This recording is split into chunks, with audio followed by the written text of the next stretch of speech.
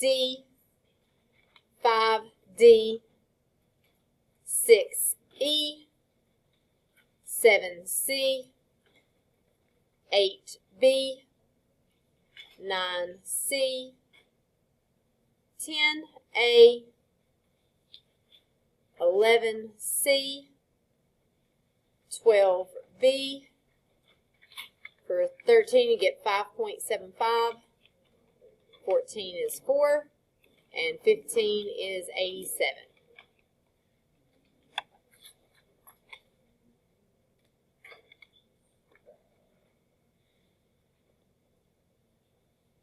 So, let's see which ones of these we need to look at. So, which ones gave you some trouble?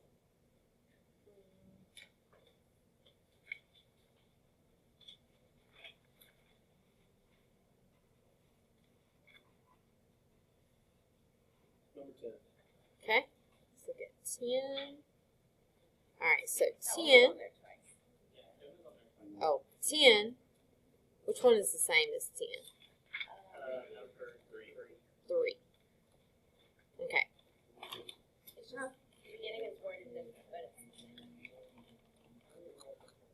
Oh, well, I did both of those. It's like, what is the average value of Y, and then what is the average value of X? Oh, yeah. That's all. The same one, isn't it? I didn't even realize what I was doing. I thought it looked familiar. Yeah. And then I was doing it, and I was like, I heard it. Okay. I also did not realize that I had put it there twice. Alright, so for this one, as far as the problem goes, it's just asking for average value. So it is going to be 1 over length of the interval. Ethan, what's the length of the interval for that one? 2. Integral from 0 to 2 of x squared square root of x to the third plus 1 dx is what we're going to do for that one. But that one is going to require a u to u substitution. So what should we use as our u for that?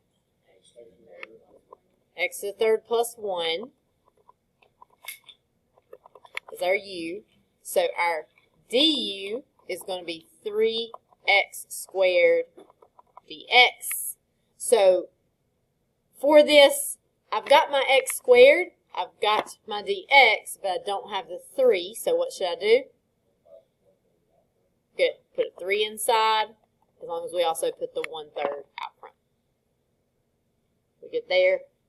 So what this is going to do is this part right here is going to be u. This whole 3x squared and the dx, that is our du. So we are going to get, I'm going to go ahead and multiply the 1/3 and 1/2 together to get 1/6. Integral of the square root of u du. I would suggest plugging in your limits to adjust your integral here, and then you don't have to go back to the x's at the end. So 0 cubed plus 1 is just going to give you 1. That'll be your lower limit. And 2 cubed plus 1 is going to give you 9. So you don't have to go back to the x's now. I would think of this as the integral from 1 to 9 of u to the 1/2. Du, you can write that out if you want, but you don't have to. So when we integrate u to the 1/2, what do we have to do? We're going to raise it to the 3/2. We're going to divide out front by 3/2, which is like multiplying by 2/3 there. And then I still have that 1/6 that was already up there. And this is going to be evaluated from 1 to 9 here. So if I multiply my 1/6 times my 2/3, I will get 2 over 18. That reduces to 1/9. And then I've got 9 to the 3/2 minus 1 to the 3/2. The 1 to the 3/2 is just 1. That part is not difficult. The 9 to the 3/2 is the square root of 9 to the 3rd. Or I can think of it like this, the square root of 9 to the third, like this. That's going to be your best bet because square root of 9 is 3. 3 cubed is 27. So we got 1/9 times 27 minus 1, which is going to give us 1/9 times 26. So we get 26 over 9, which is answer choice A for that problem.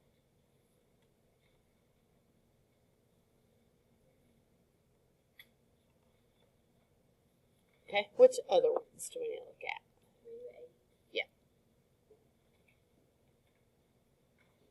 Okay, so for 8, it tells us if the average value of the function over the closed interval from 2 to 4 is 3.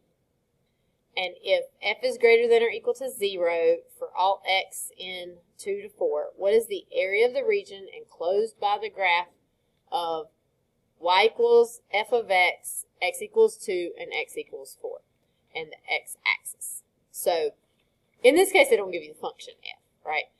So that makes it sort of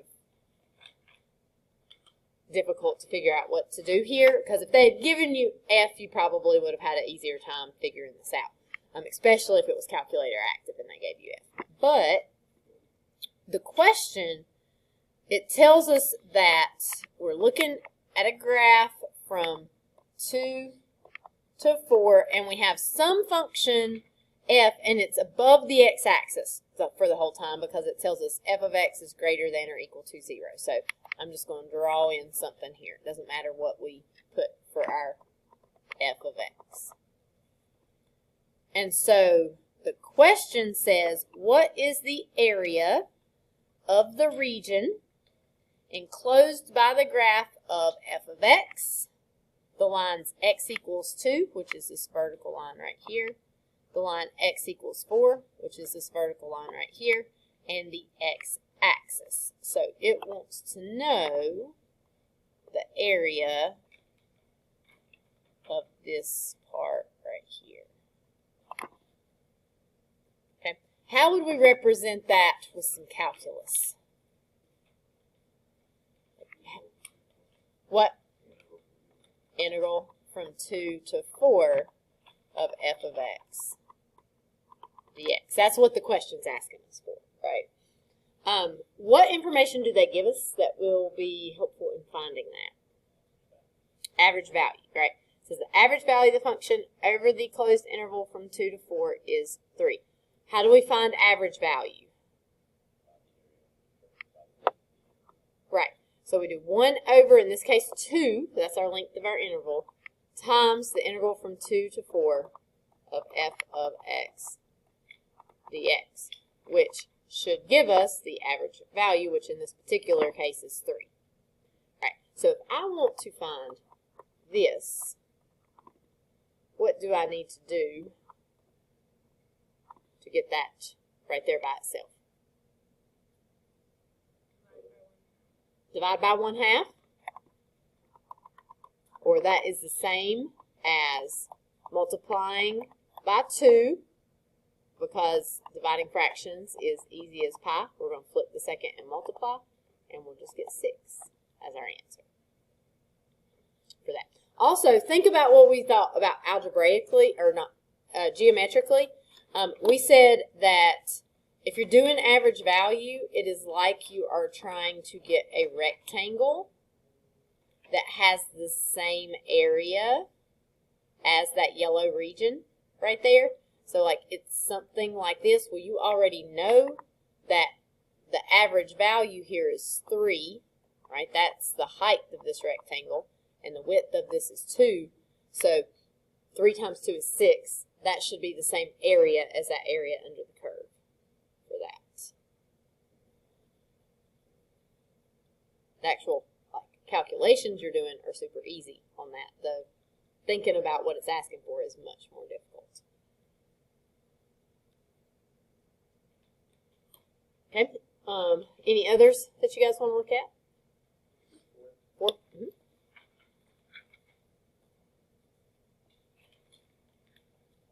Okay, so for 4, it tells us that for time t is greater than or equal to 0, the height of an object suspended from a spring is given by h of t equals 16 plus 7 cosine pi t over 4.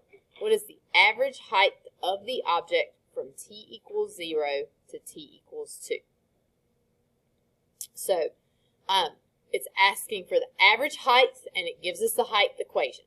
So from 0 to 2, what we need to do for this one is 1 over 2, because that's the length of our interval, times the integral from 0 to 2 of 16 plus 7 cosine of pi t over 4 here. And I'll have a dt with it. Are we okay on the setup, like figuring out the setup? They made this calculator active, not that hard of a problem, right? You just type that in, you got it. But this one's pretty tricky because you got that cosine, and it's going to have a u to u substitution in it. So the 1/2 kind of stays out front. I'm going to leave that 16 alone for right now.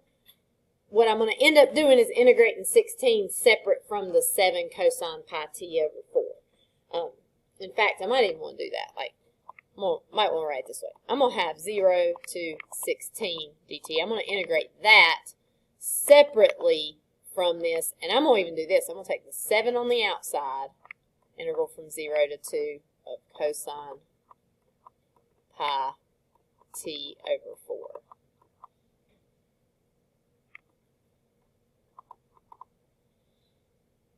The hard part is this last part right here. When we integrate 16, we just get 16t. So right here, we need to do a u to u substitution. So the u is the stuff on the inside, pi t over 4. What is du for this?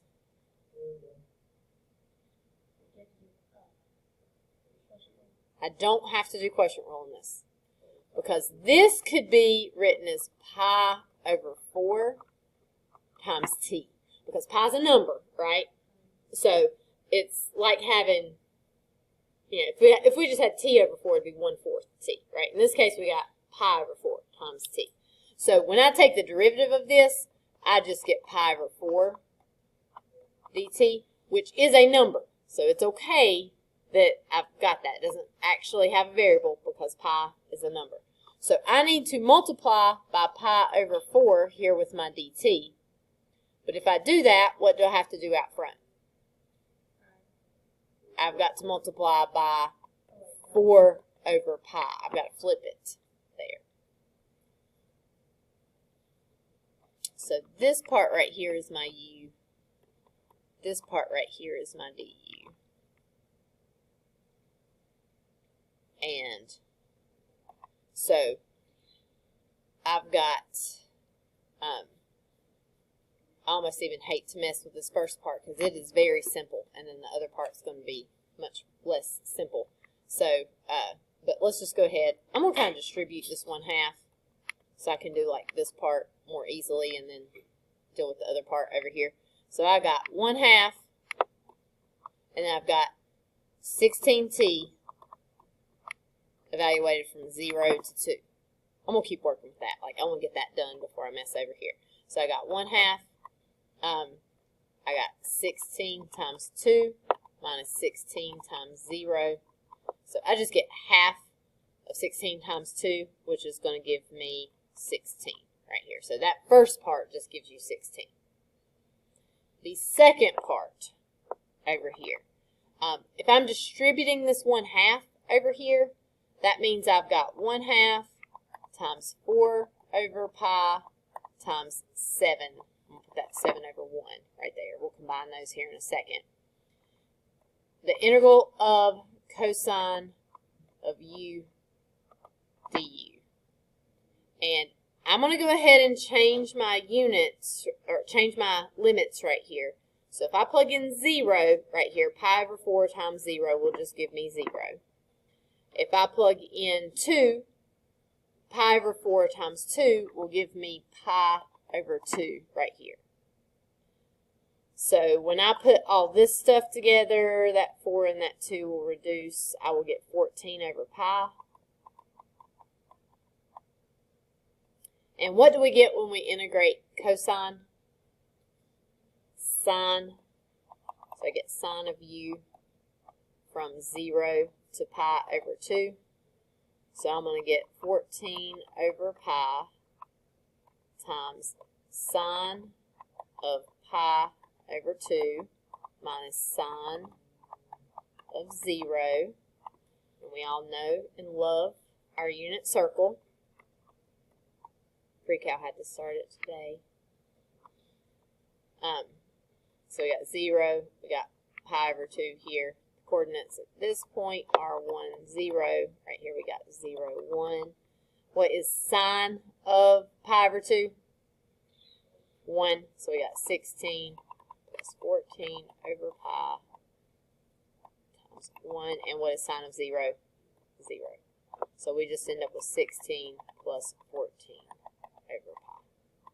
Hope it's an answer choice. Yes, it is answer choice D.